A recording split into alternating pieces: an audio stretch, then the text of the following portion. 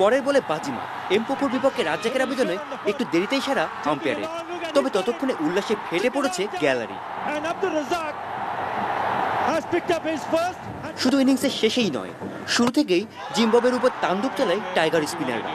আগের ম্যাচে স্পিনাররা 10 উইকেট নিয়েছিলেন, এবার রাজ্জাক সাকিব দুজন মিলে 9 উইকেট। পেসারদের মধ্যে শুধু এক শফিউল একজনকে প্যাভিলিয়নে ফেরত পাঠিয়েছেন। আবারও স্পিনারদের সাফল্যে জিম্বাবুয়ের ইনিংস শেষ 191 রানে। জবাবে ব্যাট করতে নেমে তামিম কায়েসের শুরুটা ছিল প্রত্যাশিত।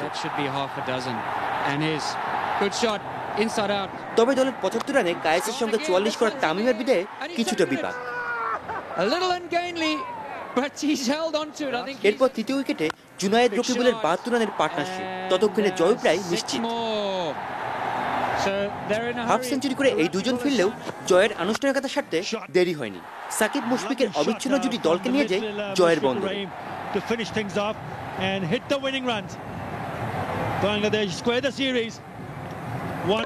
প্রথম ম্যাচে 9 রানে হারের পর ঘুরে দাঁড়ানো একই বলে।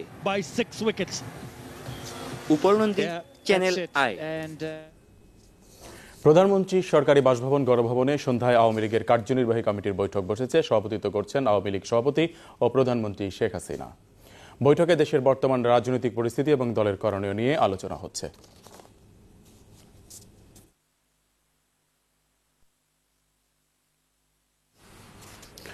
জাতীয় সংসদ থেকে বিরোধী দলের পদত্যাগের রেওয়াজ চালু হলে দেশ ও গণতন্ত্রের জন্য শুভ হবে না বলে মন্তব্য করেছেন স্পিকার অ্যাডভোকেট আব্দুল হামিদ। তবে তিনি আশাবাদী বিরোধী দল এমন চরম নেতিবাচক সিদ্ধান্তে যাবে না। চক্রমালিতার রিপোর্টে রয়েছে বিস্তারিত। বিরোধী দল সংসদ থেকে পদত্যাগ করবে, রাজনীতিতে এমন আলোচনা ঈদের পর থেকে। বিশেষ করে ক্যান্টনমেন্টের বাড়ি ছাড়ার পর বিরোধী দলীয় নেতা দলীয় সংসদ সদস্যদের কাছে থেকে পদত্যাগপত্রে সই নিয়ে রাখছেন, এমন কথা জানিয়েছেন কয়েকজন বিএনপি নেতা। তবে স্পিকার আশা করেন বিরোধী দল পদত্যাগ সংস্কৃতি চালু করবে না। এখন আমরা পার্লামেন্টে ফর্ম অফ ডেমোক্রেসি, প্রিভিয়াস এটা ছিল না। তখন তো প্রেসিডেন্সিয়াল ফর্ম, প্র্যাকটিক্যালি পার্লামেন্ট ওয়াজ রাবার স্টাম্প। তো এই অবস্থা, আর এখন তো এক নয়। সরকারের পক্ষে তো বলছে যে বিরোধী দল পদত্যাগ করলে কোনো অসুবিধা নাই, বা ইলেকশন দিয়ে দিবে, যা হবার হবে, এত করে সরকারের কিছু হবে না। কিন্তু এটাও ঠিক হবে না কিছু, এটা যেমন ঠিক, পাশাপাশি এটাও বলতে চায় যে এই যে রেওয়াজটা যদি হয়, এই রেওয়াজটা সরকারের কিছু হোক বা না হোক, এটা বড় কথা না, এই রেওয়াজটা ভালো না। এই রেওয়াজটা শুরু হলে এই জাতির জন্য, দেশের জন্য এটা মঙ্গলজনক হবে না। আমি এখনো আশাবাদী তারা এটা করবে না। বিরোধী দলকে সংসদ অধিবেশনে যোগ দেওয়ার আহ্বান জানিয়েছেন স্পিকার। বলেছেন সমস্যা থাকলে সংসদেই আলোচনা করা সম্ভব। অবশ্যই বললাম যে উদ্যোগ নেওয়ার ধরনটা কি করতে পারবো না পারবো এটা এই মুহূর্তে বলতে পারবো না, কারণ আমি তো উদ্যোগ নেবো এই কথাটা বললে প্রকারান্ত বলা হয়ে যায় যে তারা করছে। আমি কেন, আমি তো আশাই করে না। তখন পরিস্থিতি আমাকে বলবে তখন আমার কি করণীয় আছে। তো আমি এটুকু আপনাকে অ্যাসিওরেন্স দিতে পারি, বলতে পারি যে গণতন্ত্রের স্বার্থে আমি সবকিছু করতে রাজি। দেশের মঙ্গলে আর গণতন্ত্রের স্বার্থে সরকার এবং বিরোধী দল দুপক্ষই শুভবুদ্ধির পরিচয় দেবে বলে আশা করেছেন জাতীয় সংসদের স্পিকার। Chakor Malitha, channel I, Dhaka. ঢাকা সেনানিবাসের মইনুল রোডের বাড়ির মালামাল বেগম খালেদা জিয়ার প্রতিনিধিদের কাছে বুঝিয়ে দেওয়া হচ্ছে। প্রথম দিন কিছু মালামাল নিয়ে রাখা হয়েছে বাড়িধারার একটি বাসায়, তবে অস্বচ্ছ প্রক্রিয়া ও মালামাল সরিয়ে ফেলার অভিযোগ এনেছে বিএনপি। আইন প্রতিমন্ত্রী পাল্টা অভিযোগ করে বলেছেন বিএনপি নতুন নাটকের চেষ্টা করছে। দেবাশিস রয়ের report. 13 November BNP chairperson Begum Khaleda জিয়ার সেনানিবাসের বাসভবনের দখল বুঝে নেয় ক্যান্টনমেন্ট বোর্ড। আপিল বিভাগের চূড়ান্ত রায়ের পর সেই বাসভবন থেকে মালামাল সরানো শুরু হয়েছে। সকালে 23 জন শ্রমিক দিয়ে মালামাল বুঝে নিতে আসেন বেগম জিয়ার 2 ভাইয়ের স্ত্রী ও তার 2 জন প্রতিনিধি। দুপুরে কিছু মালামাল সহ একটি কাভার্ড ভ্যান ও একটি পিকআপ ভ্যান বেরিয়ে আসে জাহাঙ্গীর গেট দিয়ে। মালামাল নিয়ে যাওয়া হয় বিএনপি নেতা এম এ কাইয়ুমের বাড়িধারার বাসায়।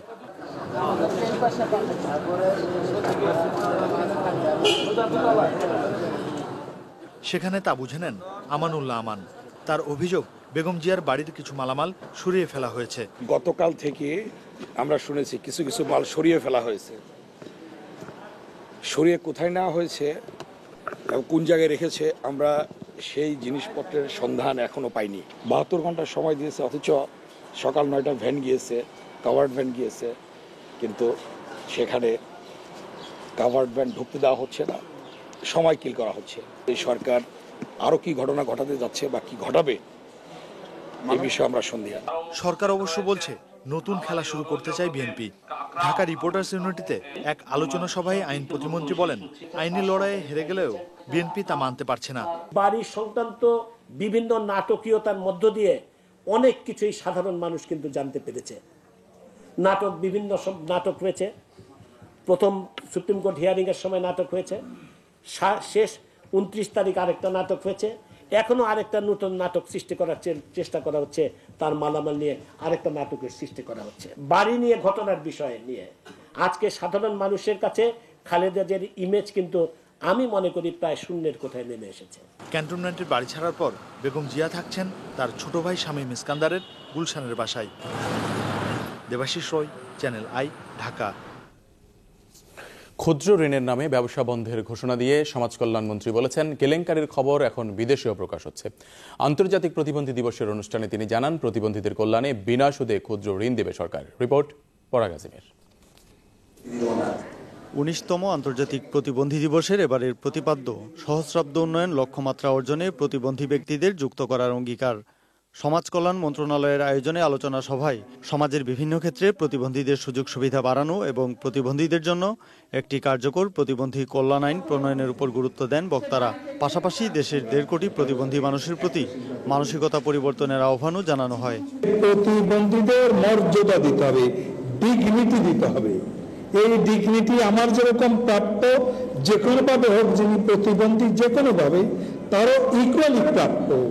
আলোচনায় অংশ নিয়ে সমাজ কল্যাণ মন্ত্রী বলেন, প্রতিবন্ধীদের শিক্ষা, চিকিৎসা, বাসস্থান, কর্মসংস্থান সহ প্রতিটি বিষয়ে সরকার খুবই গুরুত্ব দিয়ে কাজ করছে। আমরা কেলেঙ্কারির বিষয়ে ধীরে ধীরে প্রকাশিত হওয়া শুরু হয়েছে। যে গ্রামীণ ব্যাংক সম্বন্ধে আমরা এত দুর্গত কথাবার্তা বলি, যে গ্রামীণ ব্যাংক আমাদের চিন্তা চেতনাটাকে ধার করে নিয়ে আজকে বিশ্বব্যাপী একটি সুপ্রতিষ্ঠিত প্রতিষ্ঠানে পরিণত হয়েছে, তার মহানায়কের বিরুদ্ধে ইতিমধ্যে গতকাল কাগজে কি বেরিয়েছে তা আপনারা শুনেছেন। কাজেই এই স্বল্প সুদের ঋণ দিয়ে আমাদের এখানে গৃহজায়ন ব্যবসায়িক কার্যক্রম করার যে উদ্যোগ, এটাকে প্রতিহত করে প্রতিবন্ধী ভাই বন্ধু সাহায্য করার জন্য আমরা ক্ষুদ্র ঋণের ব্যবস্থা করেছি। তার সবাই বিনামূল্যে ক্ষুদ্র ঋণ পাবেন। বাজেটে প্রতিবন্ধীদের উন্নয়নে কাজ করা বেসরকারি সংগঠনগুলোর জন্য অর্থ বরাদ্দের আহ্বান জানান সংগঠনগুলোর প্রতিনিধিরা। পরাগ আজিম, চ্যানেল আই, ঢাকা। প্রথম শোতেই দর্শকের মনে আলোড়ন তুলেছে বাংলালিংক নিবেদিত বাংলাদেশ ভারত যৌথ প্রযোজনার ইমপ্রেস টেলিফিল্মের ছবি মনের মানুষ। মুগ্ধ দর্শকরা বলেছেন, এ ধরনের ছবি আরও বেশি হলে প্রেক্ষাগৃহমুখী হবে সব প্রজন্মের মানুষ। রিজওয়ান কাদেরের রিপোর্ট।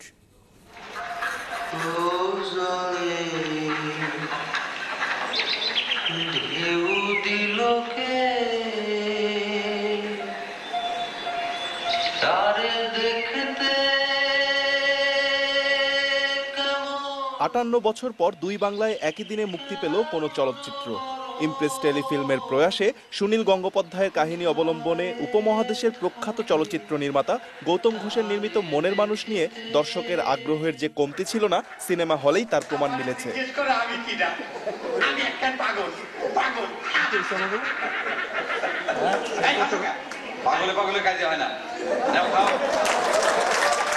মনের মানুষ আরো চাই, আরো মনের মানুষ যেন সৃষ্টি করতে পারে। দুই দেশের একটা যে সম্পর্ক, রিলেশন আরো মানে মজবুত হবে বলে আমরা মনে করি। এবং সহজভাবে বলা গল্পটা সব সাধারণ লোক থেকে এবং অনেক ইন্টেলেকচুয়াল লোক, সব ধরনের দর্শকই ভালো লাগবে ছবি।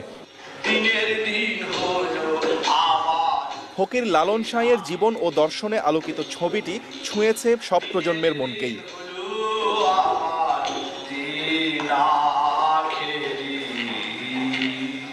এটা খুবই গবেষণালব্ধ একটা কাজ এবং খুবই আবেদন সৃষ্টিকারী একটা কাজ। লালনের সবকিছু মানে ছোটবেলা থেকে লালন যতদূর পর্যন্ত বড় হয়েছে এবং বৃদ্ধ হয়েছে সবকিছু আছে, খুব ভালো লেগেছে। মুক্তির ঠিক আগের দিনই মনের মানুষ অর্জন করে নেয় ভারতীয় আন্তর্জাতিক চলচ্চিত্র উৎসব গোয়া ফিল্ম ফেস্টিভ্যালের আন্তর্জাতিক প্রতিযোগিতা বিভাগে শ্রেষ্ঠ ছবির পুরস্কার। ছবিটি দেখে এই পুরস্কারের যথার্থতা মূল্যায়ন করতেও ভোলেননি দর্শকরা। অনেক সুন্দর লাগছে, অনেক সুন্দর, মানে এত ভালো, আসলে এত সুন্দর লোকেশন, চিত্রায়ন এত সুন্দর, ক্যামেরার পিছনে যে কাজগুলো এত সুন্দরভাবে করা হয়েছে যে মানে আবির্ভূত হয়ে গেছে একদম। এই সিনেমা আরো বেশি বড় পুরস্কার পাবে। দর্শকদের মতে সব শ্রেণীর মানুষেরই ভালো লাগার মতো এই ছবি। সেই সঙ্গে সিনেমা প্রিয় মানুষের দাবি মনের মানুষের মতো মানসম্পন্ন ছবি যেন আরো বেশি উপহার দেয়া হয়। রিজওয়ান কাদের, চ্যানেল আই, ঢাকা। এবারে বিজয়ের মাস ডিসেম্বরের খবর।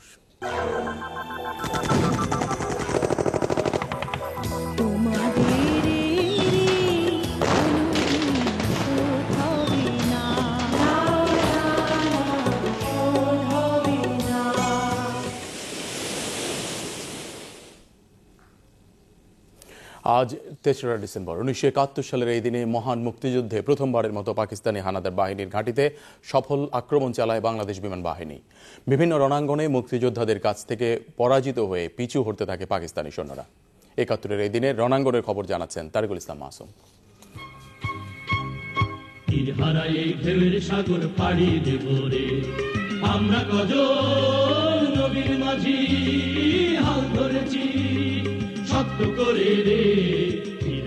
মহান মুক্তিযুদ্ধ চলাকালে ৭১-এর ২১শে নভেম্বর গঠিত হয় বাংলাদেশ সশস্ত্র বাহিনী। ৩রা ডিসেম্বর বাংলাদেশ বিমান বাহিনী প্রথমবারের মতো আক্রমণ চালায় দখলদার পাকিস্তানি বাহিনীর লক্ষ্যস্থলের ওপর। ভারতের কৈলশহর বিমান ঘাঁটি থেকে এ আক্রমণ চালায় বাংলাদেশ বিমান বাহিনীর অফিসাররা।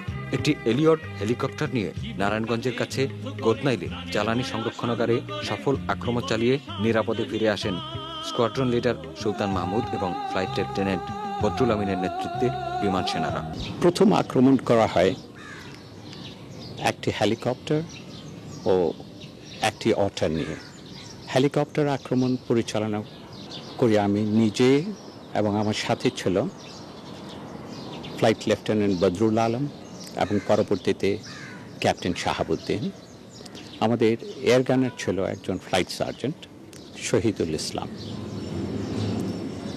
আমাদের টার্গেট ছিল নারায়ণগঞ্জের কাছে গোদনাইল তেলের ডিপো, এবং এটা আমরা আল্লাহর রহমতে সম্পূর্ণরূপে ধ্বংস করে দেই। ফ্লাইট লেফটেন্যান্ট শামসুল আলম ও ক্যাপ্টেন আকরামের নেতৃত্বে বিমান সেনারা অর্টার বিমান থেকে রকেট নিক্ষেপ করে ধ্বংস করে দেয় চট্টগ্রাম তেল ডিপো। দ্বিতীয় মিশনটি ছিল চট্টগ্রামের তেল ডিপোর জন্য, এবং সেটা পরিচালনা করছিলেন flight lieutenant Shamsul Alam, captain Akram এবং পরবর্তীকালে মরহুম ক্যাপ্টেন শরফুদ্দিন, এবং তাদের সাথে ছিল দুজন এয়ার গানার। তারাও সম্পূর্ণভাবে সফল হয় তাদের মিশনে। দোনোটা মিশনে ছিল অত্যন্ত বিপদসংকুল। এই সফল অভিযানের ২-৩ দিন পরেই পাকিস্তানি বিমান বাহিনী উড্ডয়ন ক্ষমতা স্থগিত হয়ে গেল।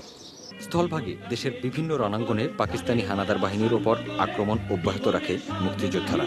আখাউড়ার নিয়ন্ত্রণ নিয়ে এদিন দুপক্ষের মধ্যে যুদ্ধ চলতে থাকে। সুরমা নদীর তীরে কানাইঘাটে প্রচণ্ড যুদ্ধে পরাজিত হয় পাকিস্তানি বাহিনী। শহীদ হন ১১ জন বীর মুক্তিযোদ্ধা। মার্কিন সিনেটর উইলিয়াম বিক্সবি মুক্তিযুদ্ধের তথ্য সংগ্রহের জন্য ভারত ও পাকিস্তান সফর করছিলেন। এদিন তিনি রাওয়ালপিন্ডিতে পাকিস্তানের প্রেসিডেন্ট ইয়াহিয়া খানের সঙ্গে দেখা করে কারাবন্দী বঙ্গবন্ধু শেখ মুজিবুর রহমানের সঙ্গে দেখা করার অনুমতি চান, কিন্তু তাকে অনুমতি দেননি ইয়াহিয়া। তারিকুল ইসলাম মাসুম, চ্যানেল আই, ঢাকা। আপনারা দেখছেন চ্যানেল আই।